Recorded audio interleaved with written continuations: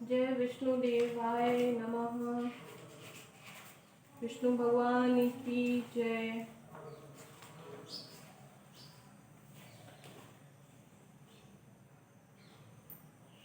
प्राचीन काल में भारतवर्ष में एक बड़ा प्रतापी और दानी राजा राज्य करता था। वह ब्राह्मण और गुरु की सेवा करता था। वह गरीबों की सहायता करता था और उसके द्वार से कोई भी याचक कभी भी निराश होकर नहीं लौटता था। परंतु यह सब उसकी रानी को अच्छा नहीं लगता था। वह न तो व्रत करती, न भगवान की पूजा करती और न ही किसी को भी एक पैसा दान में देती थी। वह राजा को भी ऐसा करने से मना करती थी, लेकिन राजा नियम से व्रत, पूजा, दान आदि का कार्य करता था। एक दिन राजा शिकार खेलने के लिए वन को चला गया। महल में रानी और दासी थी। उस समय बृहस्पति देव साधु के रूप में महल के दरवाजे पर भिक्षा मांगने आए। साधु ने रानी से भिक्षा मांगी तो वह बोली, हे साधु महाराज, मैं इस दान और पुण्य से परेशान हो गई हूँ। इस कार्य के लिए तो मेरे पतिदेव ही बहुत हैं। इस समय वे यहाँ नहीं हैं। मुझे गृह कार्यों से समय नहीं मिल पाता है। मैं सोचती हूँ कि इस धन के रहने से तो निर्धन रहना ही अच्छा है। फिर यह सारा काम धाम तो नहीं करना पड़ेगा। इसलिए अब आप कोई ऐसा उपाय बताएं कि सारा धन नष्ट हो जाए और मैं आराम से रह सकूं। साधु वेशधारी बृहस्पति देव ने कहा, हे देवी, तुम यह क्या कह रही हो? भला संतान और धन से कोई दुखी होता है? हे देवी, इन दोनों को तो सभी चाहते हैं। पापी व्यक्ति भी धन और पुत्र की इच्छा करते हैं। यदि तुम्हारे पास धन अधिक है तो उसका सदुपयोग करो। भूखे मनुष्यों को भोजन कराओ, वस्त्रहीनों को वस्त्र दो, प्याऊ लगवाओ, कुआं, तालाब, बावड़ी, बाग बगीचे आदि बनवाओ तथा निर्धनों की कुमारी कन्याओं का विवाह कराओ। इस प्रकार के कर्मों से तुम्हारा और तुम्हारे कुल का यश लोक परलोक में फैलेगा और तुम्हें स्वर्ग की प्राप्ति होगी। परंतु रानी पर साधु की बातों का कोई प्रभाव नहीं पड़ा। उसने कहा, हे साधु महाराज, मुझे ऐसा धन नहीं चाहिए जिसे मैं अन्य लोगों को दान देती रहूं तथा जिसे रखने और संभालने में ही मेरा सारा समय नष्ट हो जाए। साधु ने कहा, हे देवी, यदि तुम्हारी यही ऐसी ही इच्छा है तो जैसा मैं बताता हूँ तुम वैसा ही करना। तुमसे इससे तुम्हारी यह इच्छा पूरी हो जाएगी। तुम बृहस्पतिवार के दिन घर को गोबर से लीपना, केशों को पीली मिट्टी से अच्छी तरह धोकर स्नान करना, कपड़े धोबी के यहाँ धुलने डालना, राजा से कहना कि वह हजामत करवाए। इस प्रकार 7 बृहस्पतिवार तक करने से तुम्हारा सारा धन नष्ट हो जाएगा। यह कहकर साधु महाराज रूपी बृहस्पति देव वहां से चले गए। साधु ने जैसा कहा था, रानी ने 7 बृहस्पतिवार तक वैसा ही करने का निश्चय किया। साधु के कहे अनुसार कार्य करते हुए अभी केवल 3 बृहस्पतिवार ही बीते थे कि बृहस्पति देव के कोप से उसकी सारी धन संपदा नष्ट हो गई। भोजन के लिए भी वे दोनों तरसने लगे। तब राजा ने रानी से कहा, हे रानी, तुम कहाँ यहाँ रहो, मैं परदेश जाता हूँ। यहाँ पर मुझे सभी मनुष्य जानते हैं, इसलिए मैं यहाँ पर कोई कार्य नहीं कर सकता। दो देश चोरी परदेश भी बराबर है। यह कहकर राजा परदेश चला गया। वहाँ उसे और कोई काम न मिला तो वह जंगल से लकड़ी काटकर लाने और शहर में ले जाकर बेचने लगा। इस प्रकार वह अपना जीवन व्यतीत करने लगा। इधर राजा के बिना रानी और दासियां दुखी रहने लगी। उन्हें किसी दिन भोजन मिलता और किसी दिन वे केवल जल पीकर ही रह जाती। एक बार रानी और दासी को 7 दिन तक भोजन नहीं मिला तो रानी ने अपनी दासी से कहा, यहाँ पास के ही नगर में मेरी बहन रहती है, वह बहुत धनवान है। तू उसके पास जा और उससे 5 सेर बेजर मांग ला, जिससे कुछ दिन के लिए गुजर हो जाएगी। दासी रानी की बहन के यहाँ गई।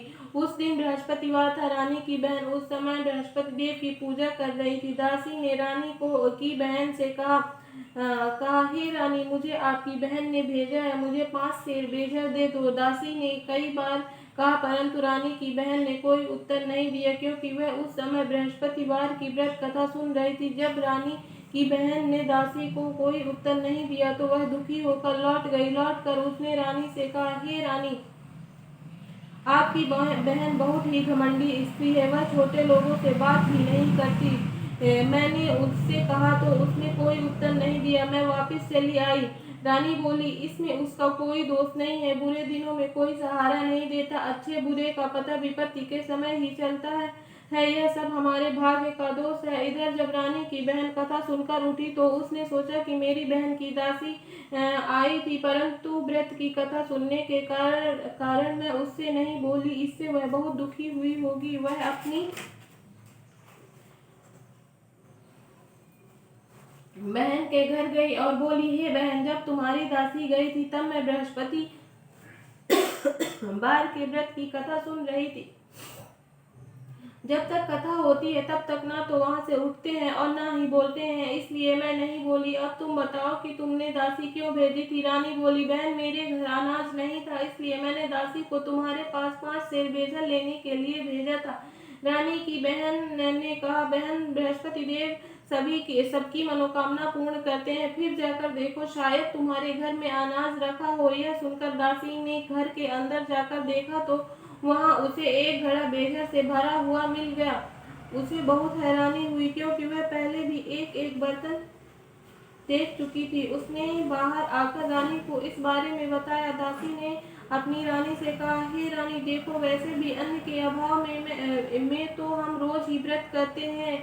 इनसे व्रत की विधि और कथा पूछकर हम भी उस व्रत को किया करेंगे। दासी के ऐसा कहने पर रानी ने अपनी बहन से बृहस्पतिवार के व्रत के बारे में पूछा। उसकी बहन ने बताया, बृहस्पतिवार के व्रत में बृहस्पतिवार के दिन चने की दाल और मुनक्का से विष्णु भगवान का केले के जड़ में पूजन करना और दीपक जलाना चाहिए, पीला भोजन करना चाहिए तथा कथा सुननी चाहिए। इस प्रकार करने से बृहस्पति देव प्रसन्न होकर अन्न, पुत्र और धन देते हैं तथा सारी मनोकामनाएं पूर्ण करते हैं। व्रत और पूजन की विधि बताकर रानी की बहन अपने घर लौट गई। रानी और दासी दोनों ने निश्चय किया कि वे बृहस्पति देव का पूजन जरूर करेंगी। 7 दिन बाद बृहस्पतिवार के दिन उन्होंने व्रत रखा। वे घुड़साल में जाकर चना और गुड़ बीन लाई तथा उससे केले की जड़ तथा विष्णु भगवान की पूजा की। अब पीला भोजन कहाँ से आए, यह सोचकर दोनों बड़ी दुखी हुई, पर उनके व्रत करने के कारण बृहस्पति देव प्रसन्न थे। अतः वह एक साधारण व्यक्ति के रूप में 2 थालों में पीला भोजन लेकर आए और दासी को देकर बोले, यह भोजन तुम्हारे और तुम्हारी रानी के लिए है, तुम दोनों इसी भोजन को करना। दासी भोजन पाकर बहुत प्रसन्न हुई और रानी के पास जाकर बोली, रानी जी, भोजन कर लो। रानी को भोजन के आने के विषय में कुछ भी पता नहीं था, इसलिए उसने दासी से कहा, जा तू ही भोजन कर क्यों व्यर्थ में हमारी हंसी उड़ा रही है? दासी बोली, एक व्यक्ति भोजन दे गया है। अब दोनों ने बृहस्पति देव को नमस्कार कर भोजन किया। उसके बाद वे दोनों प्रत्येक बृहस्पतिवार को बृहस्पति देव का व्रत और पूजन करने लगी। बृहस्पति देव की कृपा से उनके पास फिर से धन हो गया, परंतु रानी पहले की ही तरह आलस्य करने लगी। तब दासी ने कहा, देखो रानी, तुम पहले भी इसी तरह आलस्य करती थी और तुम्हें धन को रखने में कष्ट होता था, इसी कारण से सारा धन नष्ट हो गया था। अब बृहस्पति देव की कृपा से फिर से धन मिला है तो तुम्हें पुनः आलस्य होने लगा। बड़ी कठिनाइयों के बाद हमने यह धन पाया है, इसलिए तुम्हें दान पुण्य करना चाहिए, भूखे मनुष्यों को भोजन कराना चाहिए तथा प्याऊ लगवानी चाहिए, दीनहीनों को दान देना चाहिए, कुआं आदि का निर्माण करवाना चाहिए, पाठशालाएं बनवानी चाहिए, निर्धनों की कुंवारी कन्याओं का विवाह करवाना चाहिए और ऐसा धन को शुभ कार्यों में खर्च करना चाहिए, जिससे तुम्हारे कुल का यश बढ़े तथा तुम्हें स्वर्ग प्राप्त हो। दासी की बात मानकर रानी इसी प्रकार सत्य कार्य करने लगी। उसका यश चारों ओर फैलने लगा। उधर जब राजा परदेश गया तो वह वहां बहुत दुखी रहने लगा। वह प्रतिदिन जंगल में जाकर लकड़ियां काट कर लाता और उन्हें शहर जाकर बेच आता। एक दिन राजा दुखी होकर अपने बीते हुए दिनों को याद करके रोने लगा। तभी वहां बृहस्पति देव एक साधु के रूप में आए और राजा के पास आकर बोले, हे लकड़हारे, तुम इस सुनसान जंगल में किस चिंता में खोए हुए बैठे हो, मुझे बताओ। यह सुनकर राजा साधु को प्रणाम कर बोला, हे प्रभु, आप तो सब कुछ जानते हैं। यह कहकर राजा ने साधु को अपनी सारी कहानी सुना दी। महात्मा जी ने राजा से कहा, हे राजा, तुम्हारी पत्नी ने बृहस्पति देव का अनादर किया था, जिसकी वजह से तुम्हारी यह दशा हुई। अब तुम किसी प्रकार की चिंता ना करो, भगवान तुम्हें पहले से भी अधिक धन देंगे। अब तुम बृहस्पति वार का व्रत किया करो और चने की दाल व गुड़ से केले की जड़ में पूजन करो। पूजन करने के बाद बृहस्पति देव की कथा कहो या सुनो, बृहस्पति भगवान तुम्हारी सारी मनोकामना को पूर्ण करेंगे। साधु की बात को सुनकर राजा बोला, हे प्रभु, लकड़ी बेचने से मुझे इतना पैसा भी नहीं मिलता जिससे मैं भोजन करने के उपरांत कुछ बचा सकूं। फिर बृहस्पति देव की क्या कथा कहूँ, यह भी तो मुझे मालूम नहीं है। साधु ने कहा, हे राजा, तुम किसी तरह की चिंता मत करो। बृहस्पतिवार के दिन तुम रोज की ही तरह लकड़ियां लेकर शहर जाओ। तुम्हें रोज से दुगना धन मिलेगा, जिससे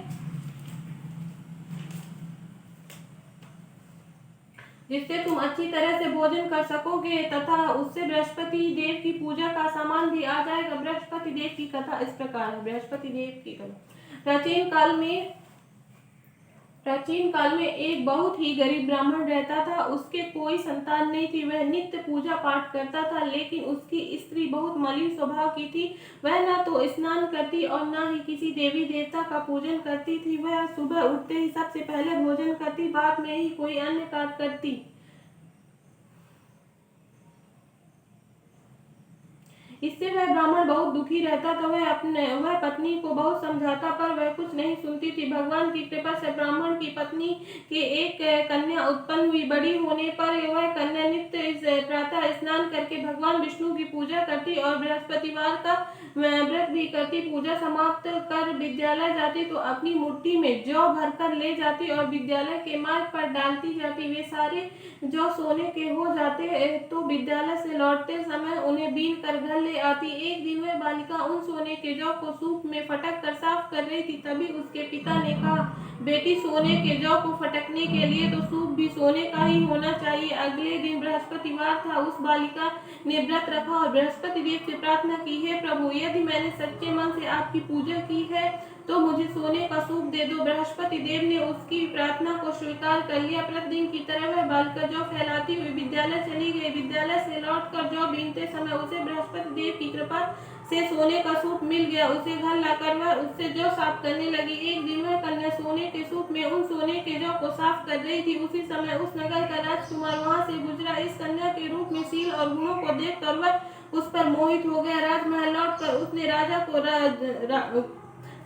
लौटकर उसने भोजन और जल त्याग दिया और वह उदास होकर लेट गया। राजा को जब राजकुमार के अन्न जल त्यागने के बारे में पता लगा तो वह अपने प्रधानमंत्री के साथ राजकुमार के पास गया और बोला, हे पुत्र, तुम्हें क्या कष्ट है? किसी ने तुम्हारा अपमान किया है या और कोई कारण है तो मुझे बताओ, मैं वही करूंगा जिससे तुम प्रसन्न हो। अपने पिता की बात सुनकर राजकुमार ने कहा, आपकी कृपा से मुझे किसी प्रकार का दुख नहीं है और न ही किसी ने मेरा अपमान किया है, लेकिन मैं उस लड़की के साथ विवाह करना चाहता हूँ जो सोने के सूप में सोने के जौ साफ कर रही थी। यह सुनकर राजा को आश्चर्य हुआ और वह बोला, हे पुत्र, तुम ही इस तरह की कन्या का पता बताओ, मैं तुम्हारा विवाह उसी के साथ अवश्य ही कर दूंगा। राजकुमार ने राजा को उस कन्या के घर का पता बता दिया। प्रधानमंत्री उस लड़की के घर गया और राजकुमार की इच्छा के बारे में ब्राह्मण को बताया। कुछ ही दिन बाद ब्राह्मण ने अपनी कन्या का विवाह राजकुमार के साथ कर दिया। कन्या के घर से जाते हुए वह ब्राह्मण पहले की ही तरह गरीब हो गया। वह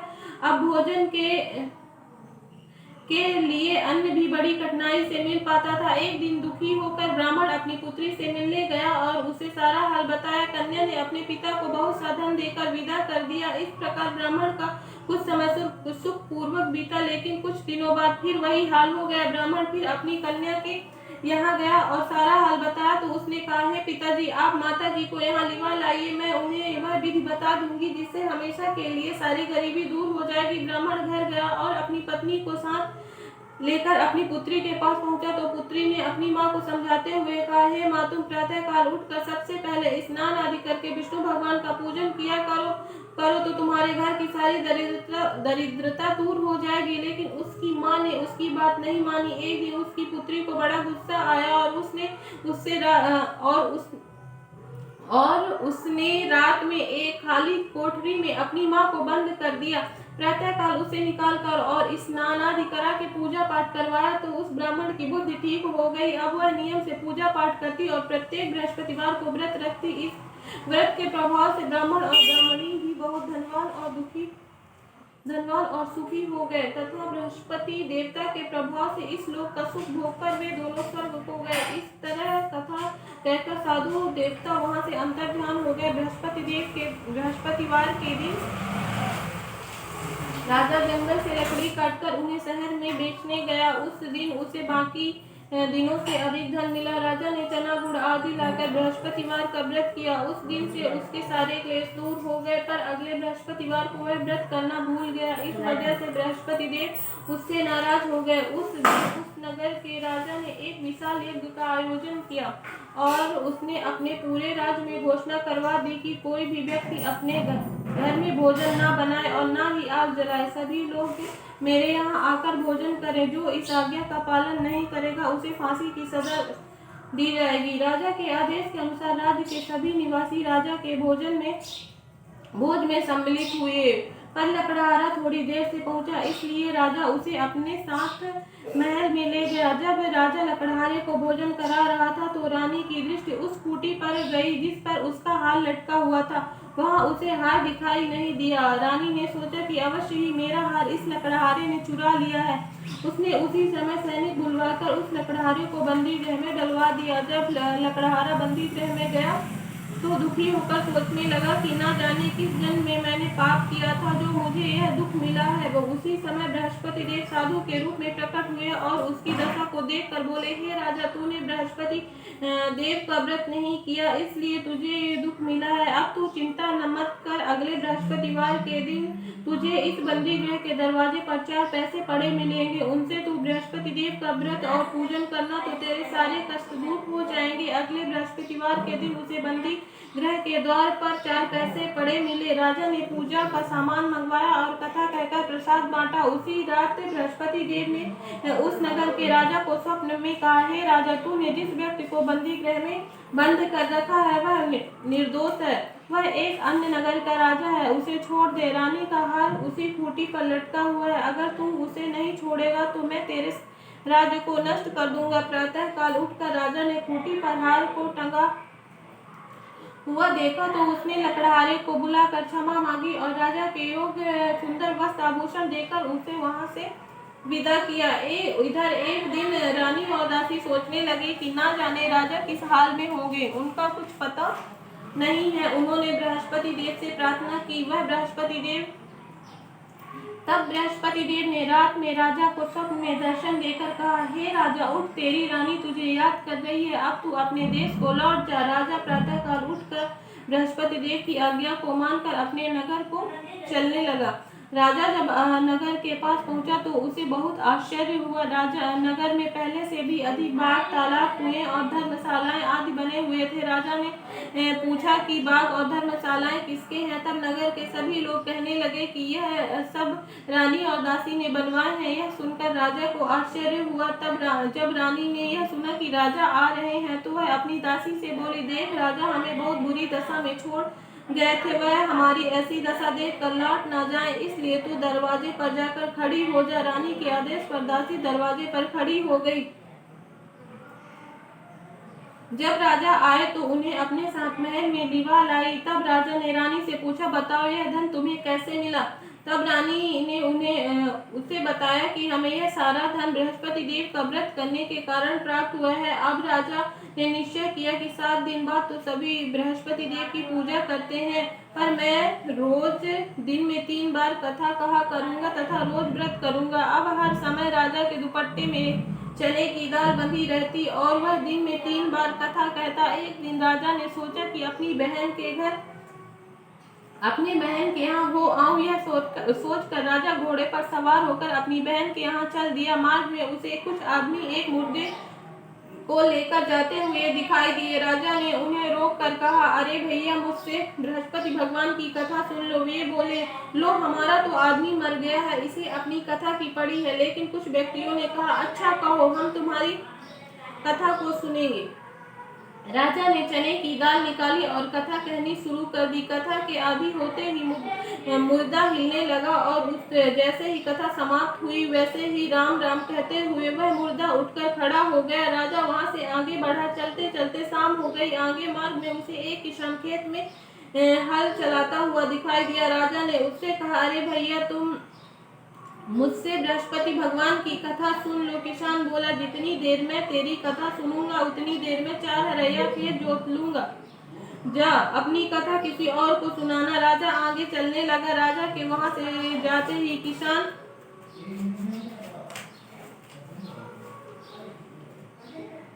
के बैल पछाड़ खाकर गिर गए और किसान के पेट में बहुत तेज दर्द होने लगा। उसी समय किसान की माँ रोटी लेकर खेत पर आई। जब उसने अपने पुत्र की यह दशा देखी तो उससे सारा हाल पूछा। किसान ने सारी बात बता दी। किसान की माँ दौड़ी दौड़ी राजा के पास गई और उससे कहने लगी, मैं तुझसे कथा सुनूंगी, तू अपनी कथा मेरे खेत पर चलकर ही कहना। राजा ने लौटकर खेत पर जाकर कथा कही, जिससे बैल उठकर खड़े हो गए और किसान के पेट में दर्द होना भी बंद हो गया। राजा अपनी बहन के घर पहुंचा। बहन ने अपने भाई का बड़ा स्वागत किया। दूसरे दिन प्रातः काल राजा जागा तो उसने देखा कि सभी व्यक्ति भोजन कर रहे हैं। राजा ने अपनी बहन से पूछा, क्या कोई ऐसा व्यक्ति है जिसने भोजन न किया हो और जो मेरी बृहस्पतिवार की कथा सुन ले। बहन ने कहा, हे भैया, यहाँ के लोग पहले भोजन करते हैं, बाद में अन्य कार्य करते हैं। फिर भी यदि पड़ोस में कोई ऐसा व्यक्ति हो तो मैं देख आती हूँ। यह कहकर बहन देखने गई, लेकिन उसे कोई भी ऐसा व्यक्ति नहीं मिला जिसने भोजन न किया हो। फिर वह पड़ोस के एक कुम्हार के घर गई, जिसका लड़का बहुत बीमार था। इस कारण उसके यहाँ 3 दिन से किसी ने भोजन नहीं किया था। रानी ने उस कुम्हार से अपने भाई की कथा सुनने के लिए कहा तो वह तैयार हो गया। राजा उसके घर जाकर बृहस्पतिवार की कथा कही, जिसे सुनकर उसका लड़का ठीक हो गया। अब तो सभी लोग राजा की प्रशंसा करने लगे। एक दिन राजा अपनी बहन से बोला, हे बहन, अब मैं अपने घर चलूंगा, तुम भी तैयार होकर चलो। राजा की बहन ने अपनी सास से अपने भाई के साथ जाने की अनुमति मांगी तो सास ने कहा, चली जा, पर अपने लड़कों को साथ में ना ले जाना, क्योंकि तेरे भाई के कोई संतान नहीं है। बहन ने अपने भाई से कहा, हे भैया, मैं तो चलूंगी, लेकिन कोई बच्चा नहीं जाएगा। तो राजा बोला, जब कोई बच्चा ही नहीं चलेगा तो तुम ही चलकर क्या करोगी। दुखी मन से राजा अपने घर लौट गया। घर आकर राजा ने अपनी रानी से कहा, हम ये संतान है, इसलिए लोग हमसे परहेज करते हैं। रानी ने कहा, हे प्रभु, बृहस्पति देव ने हमें सब कुछ दिया है, अतः वे हमें संतान भी अवश्य देंगे। तो उसी रात बृहस्पति देव ने राजा को स्वप्न में संतान प्राप्त होने का आशीर्वाद दिया। रानी गर्भवती हुई और 9वें महीने उसने एक सुंदर पुत्र को जन्म दिया। तब राजा ने अपनी रानी से कहा, हे रानी, स्त्री बिना भोजन के रह सकती है, पर बिना कहे नहीं रह सकती। मेरी बहन के आने पर तुम उससे कुछ मत कहना। रानी ने हाँ कर दी। राजा की बहन यह शुभ समाचार सुनकर बधाई लेकर अपने भाई के घर में आई। तब रानी ने कहा, घोड़ा चढ़कर नहीं आई, गधा चढ़ी आई। रानी की बहन बोली, भाभी, मैं इस प्रकार ना कहती तो तुम्हें संतान कैसे मिलती। इस प्रकार जिसके मन में जो मनोकामनाएं हैं, सभी को बृहस्पति देव पूर्ण करते हैं। जो व्यक्ति नियम से सद्भावना पूर्वक बृहस्पति देव का व्रत करता है और कथा पढ़ता है या सुनता है, बृहस्पति देव उसकी सारी मनोकामनाएं पूरी करते हैं और सदा उसकी रक्षा करते हैं। बोल बृहस्पति देव की जय।